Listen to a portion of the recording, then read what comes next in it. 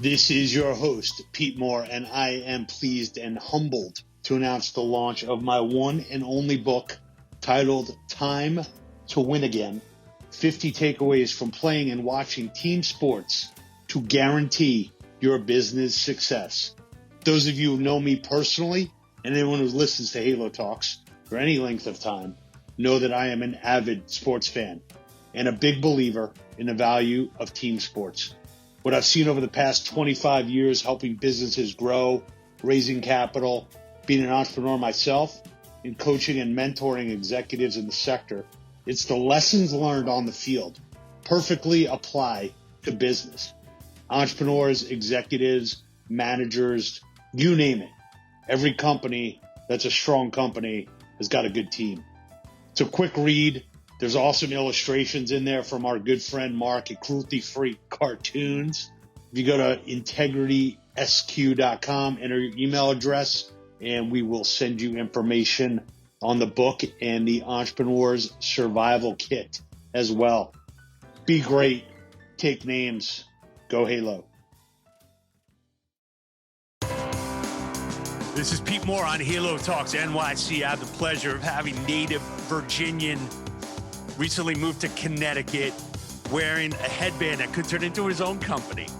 Andrew Page, the Axel Workout. Welcome to the show, buddy. Hey, thanks for having me here, Pete. Awesome. So, you've been a successful entrepreneur. I'm sure, you feel like there's progress that happens, in sequence, and it's a winding road. So why don't you give your background, kind of how you decided that there was a product that could be improved, how you convinced yourself to go down that route, and shout out to the doubters. Yeah, absolutely. Shout out to the doubters. I've been a licensed personal trainer and performance coach since I was 19 years old. So this has been I guess that was my first job and first passion. And I did a work study program at the University of Virginia. Moved to New York shortly thereafter, started working with professional athletes on the strength and conditioning side of things. I worked heavy with NBA basketball players, EuroLeague, also heavy with the Hospital for Special Surgery there, basically getting guys from the operating table back to the point where they could actually play pro basketball again. Uh-huh. So I have a very long history with injury recovery, injury prevention, biomechanics. I've had the pleasure of working with a lot of really great sports science institutes like Exos, which was formerly Athletes Performance, P3 Sports Science that's out in Santa Barbara. Have visited and done mentorships and Mike Marcus over there. Yep. Yeah. Okay. Yep. Cool. So they have a great facility. I've been there quite a few times, working with them, and also their facility in Atlanta at Emory, which is where you are, right? Yeah, I went to Emory. Yep. Yeah, so they have an affiliate partnership with Emory and another facility that's in Atlanta, working with the guys on the East Coast, partnership with the Atlanta Hawks. So shout to them. It's a very cool facility that they have there. But in the process of doing that, I had an idea. But we use the Olympic barbell so much, and it's I'm always working with guys that are 6'6" and up. Where 45 pounds and 7 feet long is not really that big for them. But when you put that in the hands of someone who had never lifted weights before, that becomes a different challenge. And the barbell is so important because it is a fixed apparatus and it provides more stability, unlike a dumbbell where you need to have independent control of either side unilaterally. You can exert fixed force against a barbell. And that was we saw an opportunity to create something that was much more practical for people who had never lifted before. Yeah. So I approached my friend, and now it's my business partner, and co-founder of the Axel Workout. We took an aluminum crossbar from a cable cross machine, and we went to a machine shop in Brooklyn. This is, I was living in New York. So we went over there, we ran a 3/8 inch piece of steel through it, ordered 2 BMX wheels, cleaned the wheels out. The best bike wheels, growing up in the 80s and 90s. If you had a BMX, you definitely had a date for the prom. Yeah, we have the axle wheel. You can see it behind me is a little inspiration from a mag wheel, except it's an X instead of a 5-spoke. So, but it's we took those, we put 2 pegs on the axle, the pegs that you stand on the BMX bike. We put the pegs on the end of it, and we made these contraptions called the axle. So, and it was really cool. We started teaching a group fitness class. That was in the early days of ClassPass. We were teaching on a rooftop on 14th Street, 14th and 6th. So having a great summer. We were audited by Crunch at that point in time, Crunch Fitness, who came to take our class, as well as who is now our manufacturer overseas. And kind of the rest is history from there. I wouldn't say the rest is history. You recently said on one of your, and by the way, I've just, been binging a little bit on the Halo talk since my friend mentioned it to me. So, and the quote with Richard Branson about every day being a new day is definitely relevant, because it's not really like the rest is history. It's like we're still at war. Yeah. I'm with you. Well, thanks for the binge on us, and I'm glad you're on. So, as you took the first couple steps into, diagnosing, okay, there's an opportunity here. I've got clients that there isn't a product out there. What then turns you into like, okay, I'm going to go and solve this versus, all right, let's just kind of jerry rig it.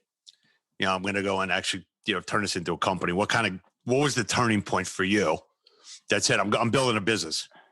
That's a good question. I actually don't. I think it probably happened when Crunch approached us and said, we want to do a national rollout and be able to scale the knowledge that you bring to the table from your 20 years of, 15, 20 years of experience being, a sports performance coach into a class. So it's not really necessarily about the product, but about me. And I don't want to say that arrogantly. I just think that that's actually what a lot of what people want is they want the experience of a human being who's been doing it for a really long time being baked into a certification, a class format, the ability to be able to record videos and be able to teach other people about it.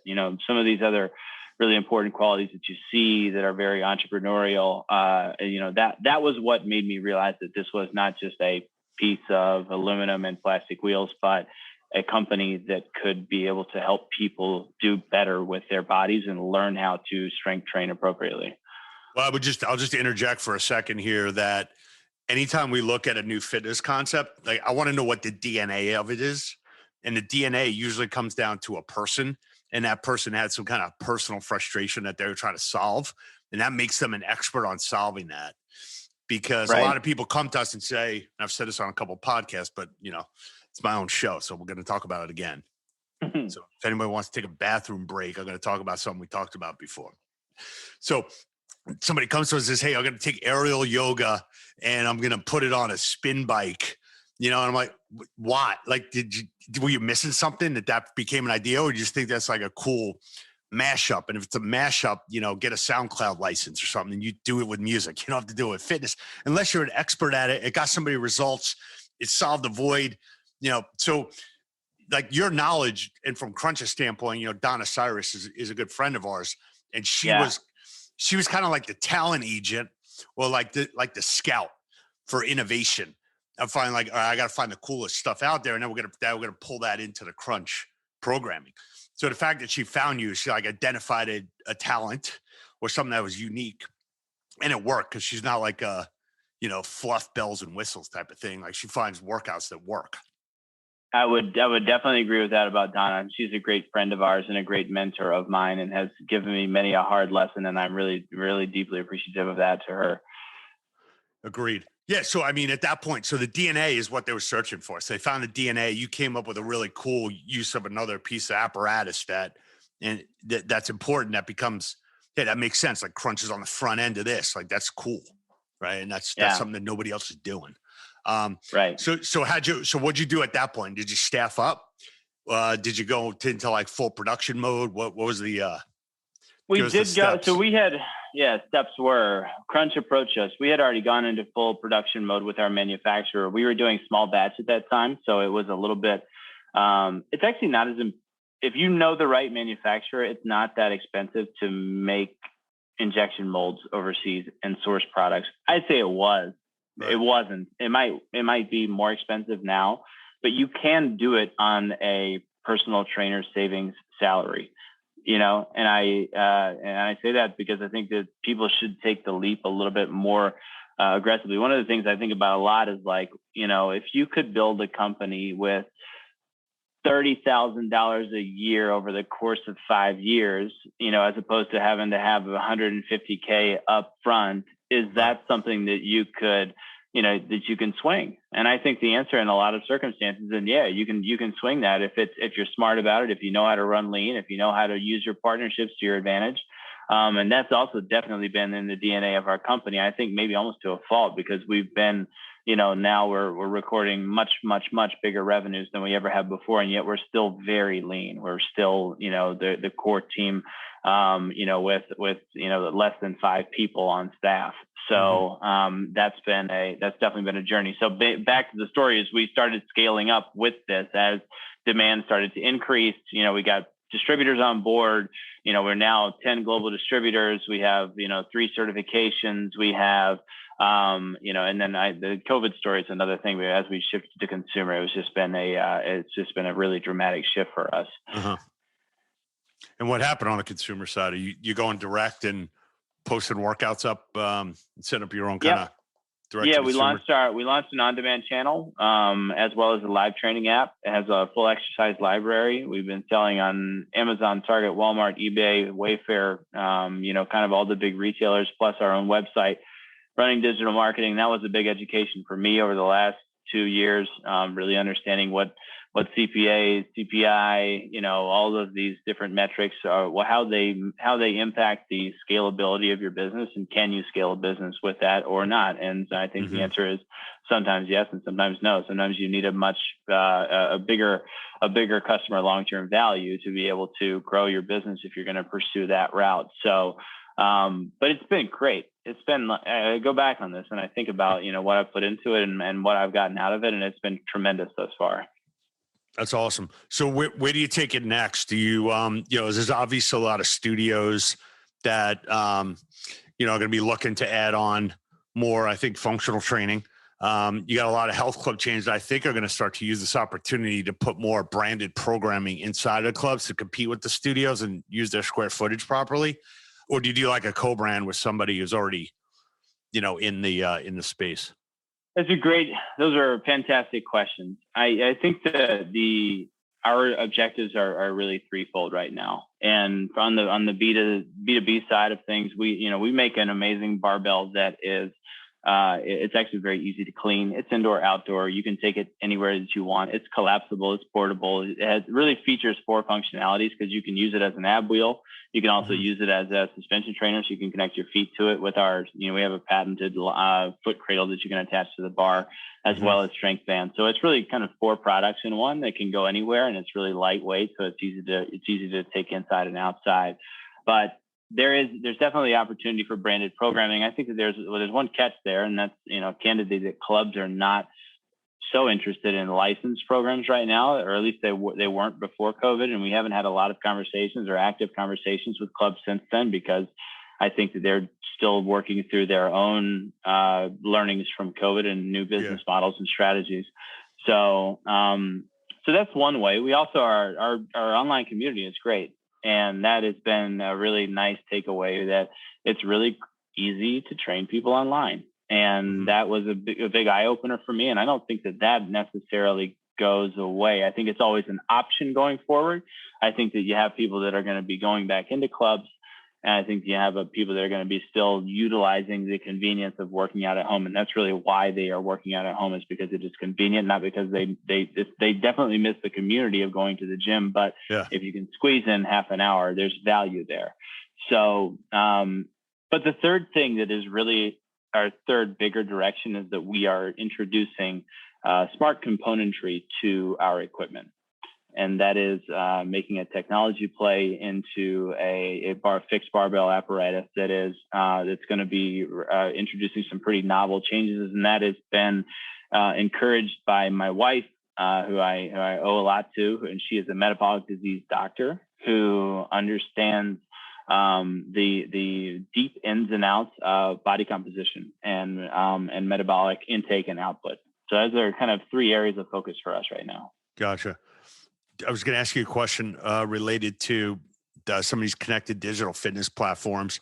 We're close with a guy named Sammy who runs a a company that's similar to the Mirror. It's called Carbon Trainer, and it's putting sensors on the plates and the barbells and the dumbbells, and being able to do remote. So you definitely check that out and hit them up about putting your sensors on their platform, because I think they're going to become kind of like the Roku of that. I know them space, actually. I know them, and I've seen this before, so we've checked this out now that you mention it.